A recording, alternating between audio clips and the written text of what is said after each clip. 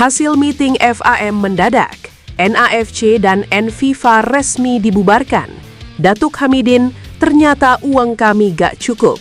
Netizen, makanya bro sadar diri.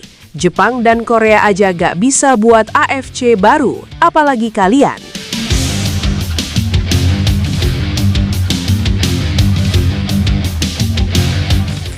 Akhirnya, bukan karena dijatuhkan, bukan karena dihentikan paksa, tapi runtuh karena satu hal yang dari awal sebenarnya sudah membayangi, realitas.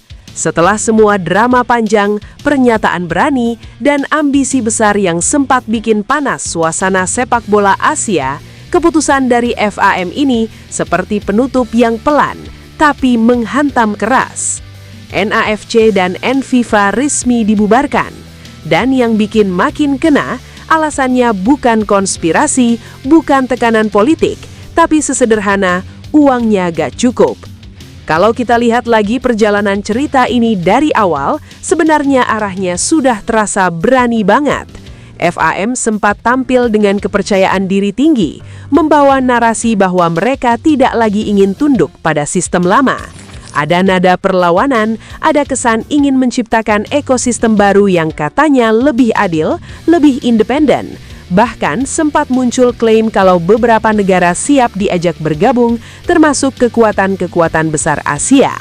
Di titik itu, banyak orang mulai penasaran, ini serius atau cuma gertakan? Masalahnya bikin federasi tandingan itu bukan kayak bikin turnamen lokal atau kompetisi eksibisi. Ini levelnya sudah menyentuh struktur global sepak bola. Artinya, semua harus dibangun dari nol.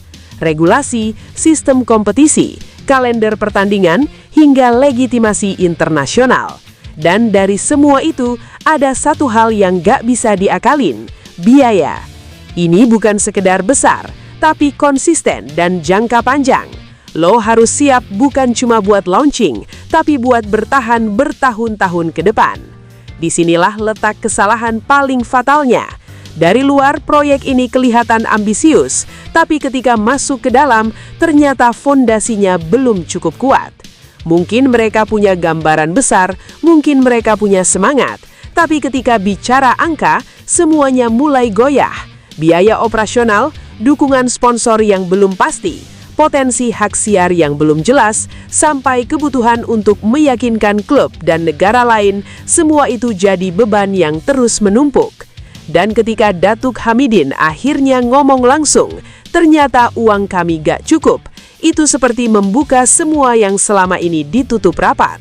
Kalimat itu sederhana, tapi dampaknya besar. Karena itu berarti semua yang selama ini dibangun, ternyata belum benar-benar siap. Bukan gagal di tengah jalan, tapi memang dari awal sudah berjalan di jalur yang terlalu berat untuk ditanggung. Reaksi netizen pun langsung meledak. Banyak yang merasa ini sudah bisa ditebak. Bahkan dari awal, skeptisisme sudah tinggi. Ada yang bilang ini terlalu nekat. Ada yang menganggap ini cuma bentuk emosi sesaat yang dibungkus ambisi besar. Dan ketika akhirnya bubar, komentar-komentar pedas langsung bermunculan. Jepang dan Korea aja gak bisa buat AFC baru, apalagi kalian. Kalimat itu mungkin terdengar merendahkan, tapi di sisi lain, itu refleksi dari realitas sepak bola di Asia. Karena kalau kita bandingkan, negara seperti Jepang dan Korea Selatan punya infrastruktur, finansial, dan pengaruh yang jauh lebih kuat. Tapi mereka tetap memilih bermain di dalam sistem yang sudah ada, memperkuat posisi mereka dari dalam, bukan mencoba membangun dari nol. Dan di situ, langkah FAM terlihat seperti lompat terlalu jauh tanpa pijakan yang cukup kuat. Selama perjalanan proyek ini, sebenarnya sudah banyak tanda-tanda yang bisa dibaca. Respon dari negara lain yang cenderung dingin, tidak adanya dukungan konkret yang benar-benar kuat, hingga tekanan dari FIFA dan AFC yang semakin jelas. Tapi entah karena keyakinan atau karena sudah terlanjur jauh, FAM tetap melanjutkan sampai akhirnya mereka sendiri yang harus berhenti. Kalau kita lihat lebih dalam, tekanan dari FIFA bukan sekedar ancaman kosong. Ketika sebuah federasi mulai bicara soal keluar dan membentuk sistem tandingan, itu sudah masuk ke wilayah yang sangat sensitif. Sanksi bisa datang, pengakuan bisa dicabut, dan dampaknya bukan cuma ke federasi, tapi juga ke pemain, klub, bahkan supporter. Ini bukan permainan kecil, ini menyangkut masa depan sepak bola satu negara. Dan di titik ini, mungkin FAM mulai sadar bahwa resikonya jauh lebih besar daripada yang mereka bayangkan. Bukan cuma soal uang yang habis, tapi juga soal reputasi yang bisa hancur. Karena kalau mereka lanjut tanpa dukungan yang cukup, mereka bisa terisolasi, tidak diakui, tidak punya lawan kompetitif, dan akhirnya justru merugikan sepak bola mereka sendiri. Makanya keputusan untuk membubarkan NAFC dan NFIFA ini, meskipun terlihat seperti kekalahan, sebenarnya bisa juga dilihat sebagai langkah penyelamatan. Daripada terus berjalan ke arah yang semakin berbahaya, mereka memilih berhenti, mundur satu langkah untuk menghindari jatuh lebih dalam. Yang jadi menarik sekarang adalah apa selanjutnya. Karena setelah semua ini, FAM tidak bisa begitu saja kembali seperti tidak terjadi apa-apa. Hubungan dengan AFC sudah sempat panas, posisi di mata FIFA juga sudah tidak sekuat dulu.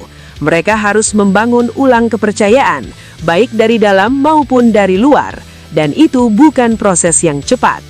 Di sisi lain, cerita ini juga memberikan pelajaran besar, bahwa dalam sepak bola, ambisi saja tidak cukup. Lo butuh perencanaan matang, dukungan finansial yang kuat, dan strategi jangka panjang yang realistis. Tanpa itu, bahkan ide sebesar apapun bisa runtuh dalam waktu singkat. Dan mungkin yang paling terasa dari semua ini adalah kontrasnya. Dari yang awalnya penuh percaya diri, penuh klaim besar, sampai akhirnya ditutup dengan satu kalimat sederhana, ternyata uang kami gak cukup. Itu seperti mengingatkan kita bahwa di balik semua narasi besar, pada akhirnya semuanya akan kembali ke realitas. Kalau kita bayangkan sejenak gimana kalau mereka tetap lanjut, kemungkinan terburuknya cukup jelas. Kompetisi tidak berjalan stabil, klub kesulitan, pemain kehilangan panggung, dan pada akhirnya seluruh ekosistem sepak bola mereka bisa runtuh. Jadi dalam konteks itu, keputusan ini mungkin pahit, tapi perlu. Sekarang NAFC dan NFIFA tinggal jadi cerita. Cerita tentang ambisi besar yang mencoba menantang sistem, tentang keberanian yang mungkin terlalu jauh, dan tentang realitas yang akhirnya menang.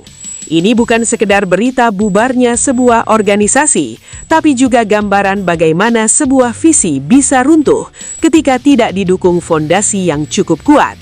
Dan mungkin di balik semua ini, ada satu pelajaran sederhana yang bisa diambil, bahwa dalam sepak bola, dan mungkin juga dalam hidup, bukan cuma soal seberapa tinggi kita bermimpi, tapi seberapa siap kita menanggung konsekuensinya. Wah, gimana pendapat kalian guys? Apakah kalian setuju kalau NAFC dan NFIFA ini bubar? Dan apakah kalian melihat langkah Malaysia ini emang udah gak ada otak? Jangan lupa tinggalin komentar kalian.